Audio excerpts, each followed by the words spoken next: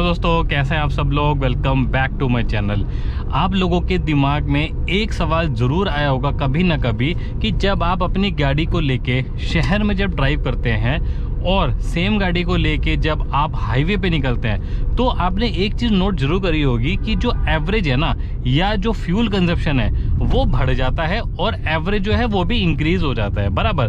तो ऐसा होता क्यों है? बेसिकली देखो, नॉर्मली सबको पता है कि हाँ बहुत सारे फैक्टर्स होते हैं, तो वही जो फैक्टर होते हैं ना हम जो है डिटेल में डिस्क्राइब करेंगे। अभी मैं आपको ना प्रैक्टिकल सिचुएशन लेके मैं आपको बताने की कोशिश करूंगा थोड़ा सा, और आप ऐसा फील करो कि आप खुद जो है ना गाड़ी ड्राइव कर रहे हो। अगर आप गाड़ी ड्राइव नहीं करते हो, कभी भी आपको नहीं आती है, तो आप अगर बाइक भी आप ड्राइव करते होंगे ना तब भी आप इस बात को जो है ना रिलेट कर पाओगे कि ऐसा एक्चुअली होता क्यों हो।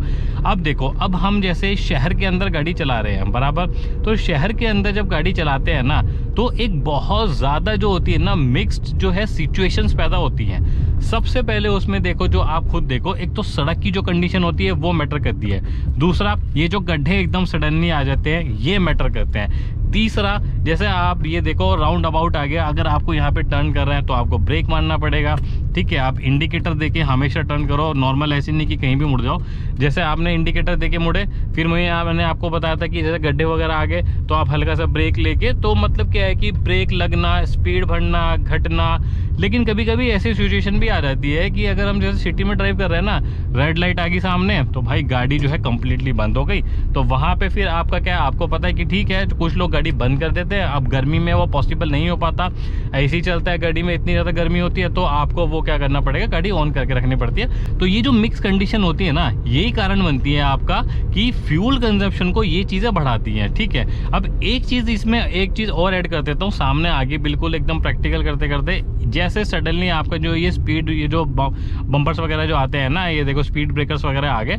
अब आप यहाँ पे गाड़ी लोगे, फर्स्ट या सेकंड गियर में डिपेंड ऑन द कंडीशन आप डालोगे, फिर अपनी गाड़ी निकालोगे बराबर। तो ये जो कंडीशन आती है ना भाई, ये जो होती है, आपका जो इंजन होता है ना बहुत ज़्यादा स्ट्रगल करता है इन चीज़ों को लेके। और देखो, जैसे पेडेस्ट्रियन मूवमेंट है, सपोज करो आप गाड़ी लेके चल रहे हो तो सामने से कोई एकदम आ गया, फिर आप ब्रेक लोगे।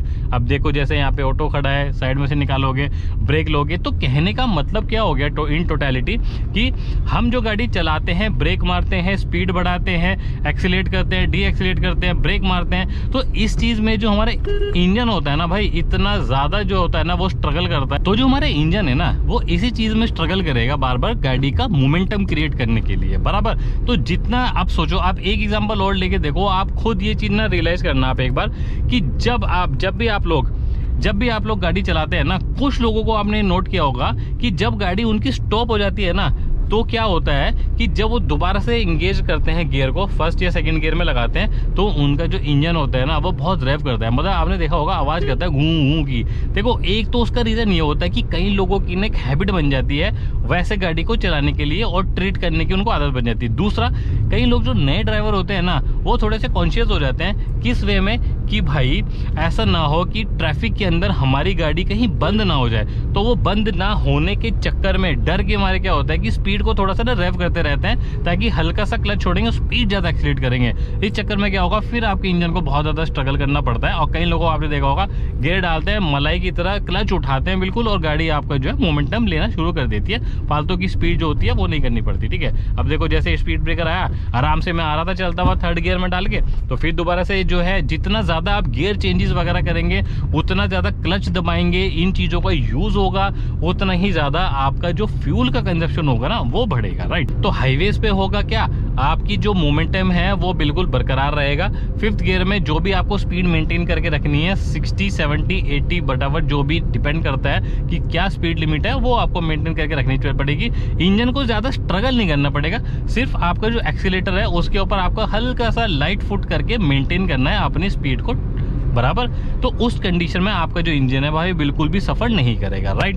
तो ये एक डिफरेंस आ जाता है फ्यूल का कंजप्शन बढ़ने में in comparison of city driving और हाईवे ड्राइविंग। ये मेरे को खुली रोड मिली, सपोज करो आप इसको एक्सप्रेसवे समझ सकते हो, और यहाँ मैंने फिफ्थ गियर डाला और वटेवर देखो 80 मतलब 70-80 की स्पीड अगर मेंटेन करके चलता हूँ ना, और अंडर 2000 RPM जितना आपका इंजन रेव करेगा उतनी बेटर एफिशिएंसी और फ्यूल एफिशिएंट जो होगी ना वो गाड़ी आपका परफॉर्मेंस निकाल के देगी, राइट। तो ये एक डिफरेंस आ जाता है हमारा सिटी ड्राइविंग जो मिक्स कंडीशन होती है और हमारी ड्राइविंग जो आती है हाईवे के ऊपर, बराबर। ये वीडियो आप लोगों को कुछ इन्फॉर्मेटिव लगेगी होगी। अगर आप लोगों को वीडियो पसंद आई है तो प्लीज़ वीडियो को एक लाइक शेयर और चैनल को सब्सक्राइब जरूर कर देना। Thank you so much. जय हिंद।